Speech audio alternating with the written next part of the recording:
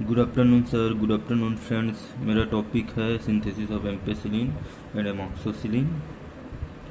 यह MSc fourth semester के third paper medicinal chemistry का टॉपिक है। यह एक एंटीबायोटिक्स होता है जो एक प्रकार का पेनिसिलिन है। इस कारण हम सबसे पहले एंटीबायोटिक्स क्या होता है ये समझते हैं। Antibiotics are defined as chemical substance or compound produced by various species of microorganisms such as bacteria and fungi. Antibiotics को बैक्टीरिया और कवक जैसे कुछ सूक्ष्म जीवों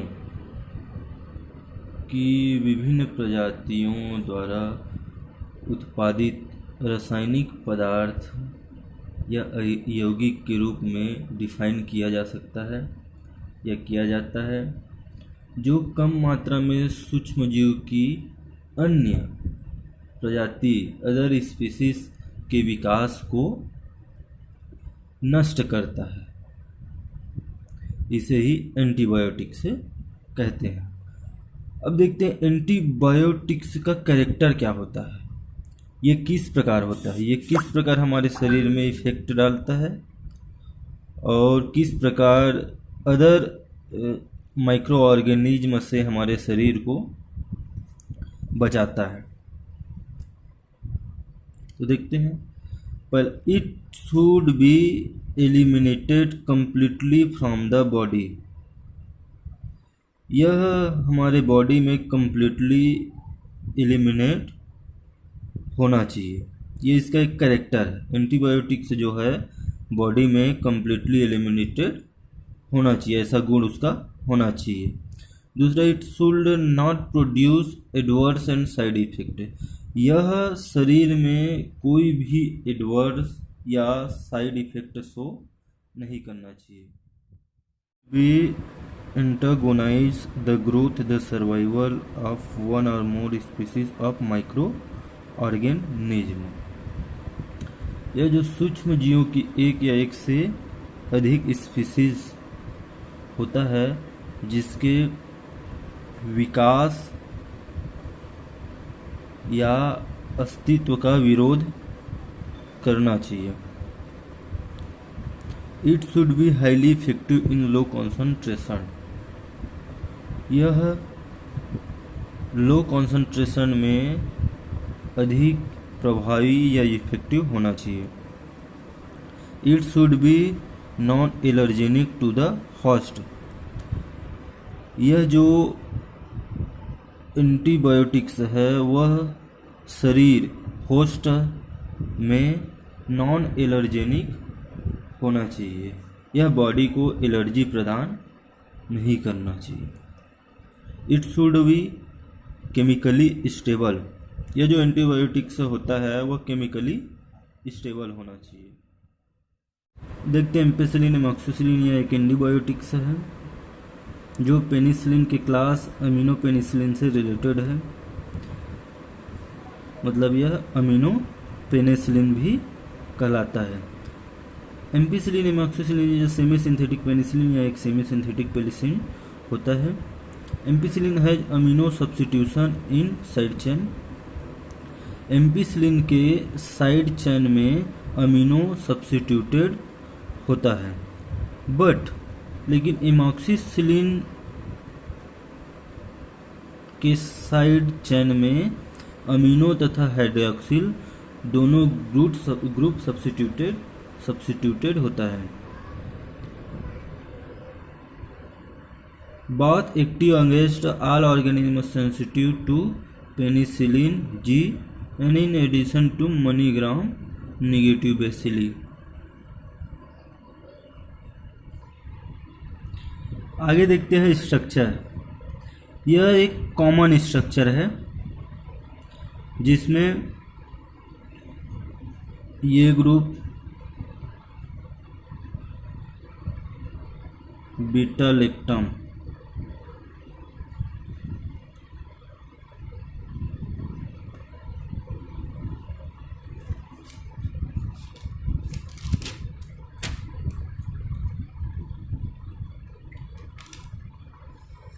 यह थायोजोलिडीन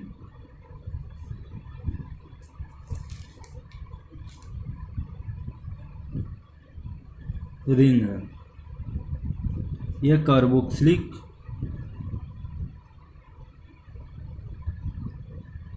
ग्रुप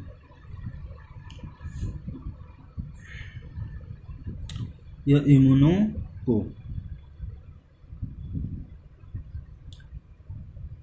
ये जो कॉमन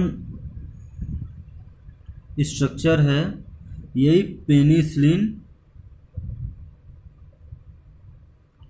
पेनिसिलिन का स्ट्रक्चर है।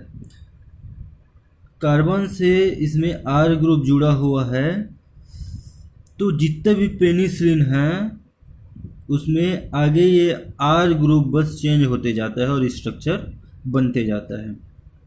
जैसे कि अभी हम पढ़ रहे हैं एम्पेसिलिन और एमॉक्सोसिलिन, तो आइए देखते हैं। इस आर ग्रुप की जगह जब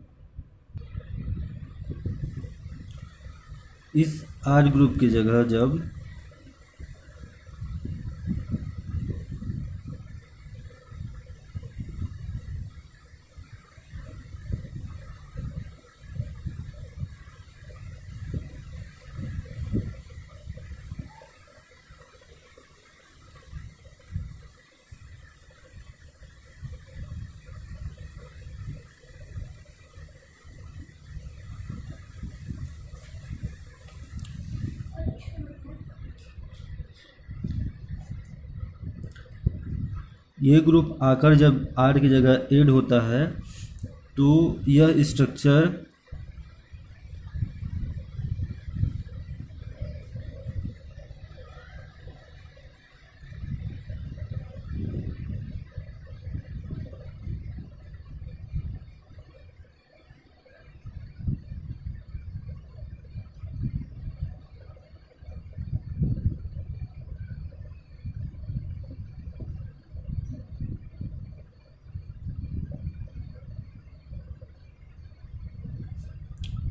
ये बन जाता है।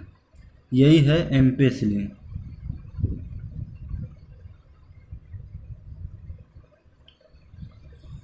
और जब इस पूरे स्ट्रक्चर में इस पोजीशन पर OH ग्रुप आकर ऐड हो जाता है, यह बन जाता है एमॉक्सीसिलिन।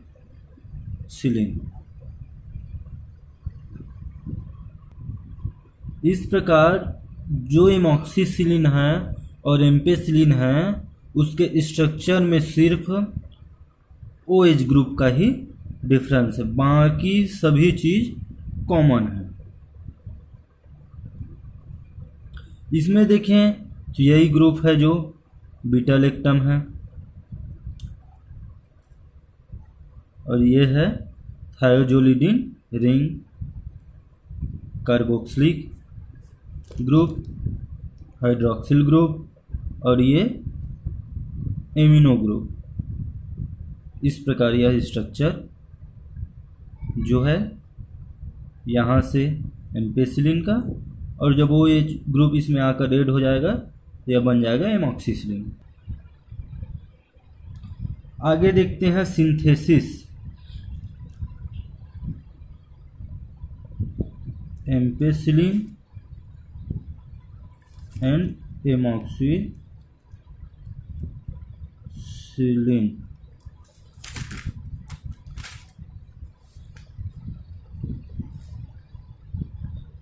इनका सिंथेसिस देखते हैं। इन दोनों का सिंथेसिस बहुत ही इजी है और बहुत ही सिमिलर है। तो दोनों का सिंथेसिस का हम कुछ स्टेप एक साथ देखते हैं, फिर आगे जाकर इसको हम दो भाग में बांटकर एम्पेसिलिन और एमॉक्सीसिलिन बनाएंगे।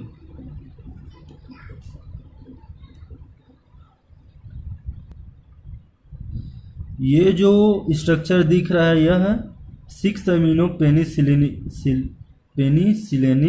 एसिड है। 6 अमीनो पेनिसिलेनिक सिलेनिक एसिड, और यह है 2-एजिडोफेनिल एसिटिक एसिड, 2-एजिडोफेनिल एसिटिक एसिड। इन दोनों का जब रिएक्शन कराया जाता है तो हमें यह स्ट्रक्चर प्राप्त होता है, जिसमें ये और यहाँ से एक हाइड्रोजन बाहर हो जाता है।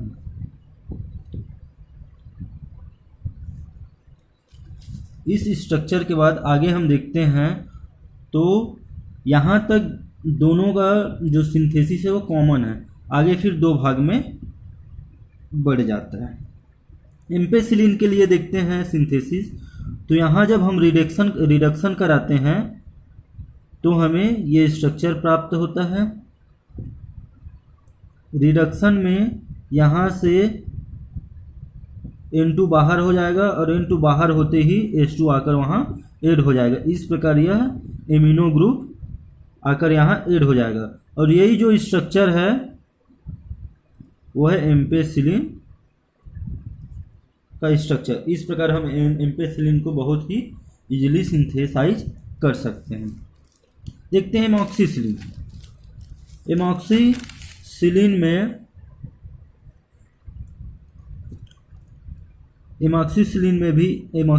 में रिडक्शन द्वारा यह स्ट्रक्चर प्राप्त होता है जो कॉमन स्ट्रक्चर है।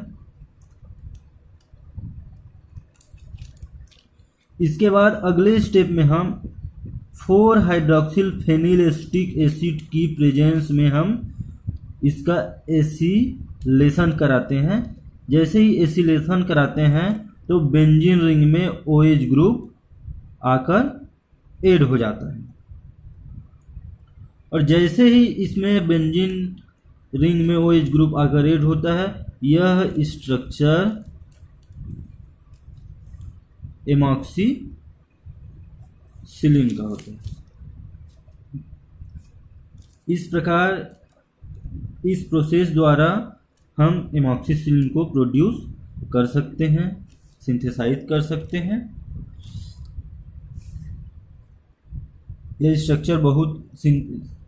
यह प्रोसेस जो है बहुत ही इजीली से हम स्टडी कर सकते हैं और बहुत ही इजी स्टेप है, और बहुत ही जल्दी हमें एम्पेसिलिन और एमॉक्सिसिलिन का फॉर्मेशन मिल जाता है।